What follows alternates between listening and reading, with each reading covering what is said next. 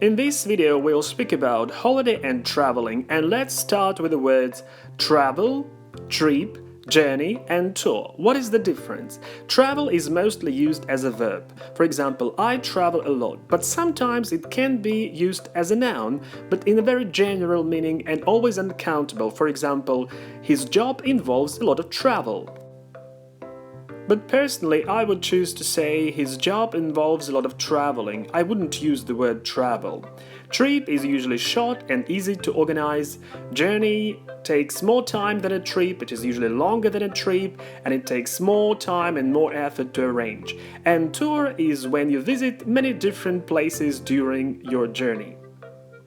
We usually say go on a trip, go on a journey, and go on a tour. Please pay attention to the preposition on.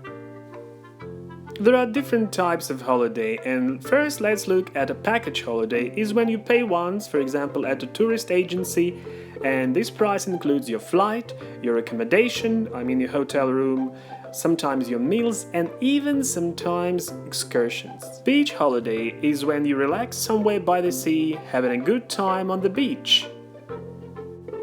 Adventure holiday is an active type of holiday when you travel with a backpack or go trekking somewhere in the wild. And another variant of an adventure holiday is a safari, but now people do not kill animals on safari, they usually take photos of them. You may also focus on some activity during your holiday, for example, go skiing, go canoeing, go camping, go rock climbing, or even do some cooking. Newlyweds often go on a honeymoon to celebrate their marriage in intimate and romantic atmosphere. Sometimes young people who finish school and before they enter a college or university take a year to travel or to work to gain more experience about life.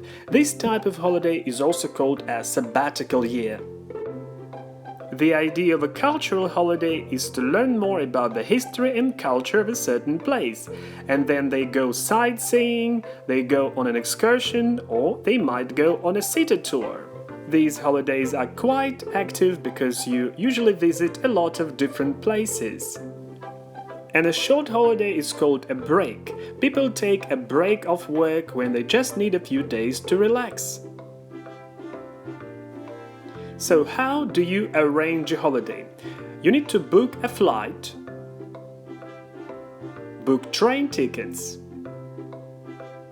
book a hotel room or any other type of accommodation for you to stay in. Very often you must get a visa, most certainly you need to get your travel insurance and get some foreign currency. To buy a tour, a lot of people go to a travel agency. To go abroad means to go to a foreign country. To do this, you'll probably need to go to the airport. During your holiday, you may need to hire a car, to hire a bike, or to hire a guide.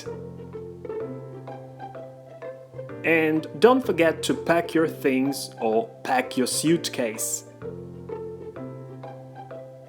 When you arrive at a hotel, you become a guest. So what about accommodation or a place where you can stay in? It might be 2, 3, 4, 5-star hotels, or bed and breakfast or B&B, which is cheaper than hotel, or hostel, which is even cheaper than B&B. Some people rent flats or houses on special websites from people who give their homes for rent. So what about the types of rooms? A single room is for one person, a double room is for two people, sometimes it's called a twin room when there are two separate beds. Rooms can also be standard or deluxe, which means of a better quality and more expensive. Ensuite means that a room has a bathroom inside the room, and in some countries it also means that there are several rooms, like a bedroom and a living room inside. Let's talk about food service in the hotel or catering. You might just have breakfast or half board, which means breakfast plus one more meal. It might be either lunch or dinner. Full board means that you have all 3 meals included in the price of your room. All-inclusive system is when the 3 meals are already included in the price of your room plus soft drinks and alcoholic drinks. Self-catering is when there is a small kitchen where you can cook for yourself. And self-service buffet or simply a buffet is when the food is placed in the public area, which is also known as all-you-can-eat system. And the diners usually serve themselves. What about facilities inside a room? You might have satellite TV, a minibar, which is usually expensive, internet access, room service providing food 24 hours a day, housekeeping to clean your room, air conditioning. Some other facilities and things in a hotel: you might go to the gym.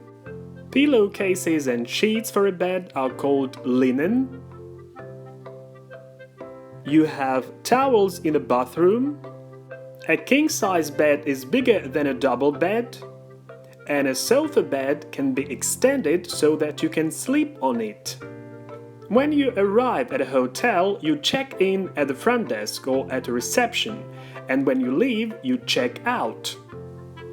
And finally, some useful phrases about traveling. Your hotel might be by the sea, your guide will show you around the city, or you may look around some place for yourself. When you travel, most certainly you will take some photos, and of course you will need to exchange money or currency. And to get off the beaten track means to visit places which are not very popular among tourists.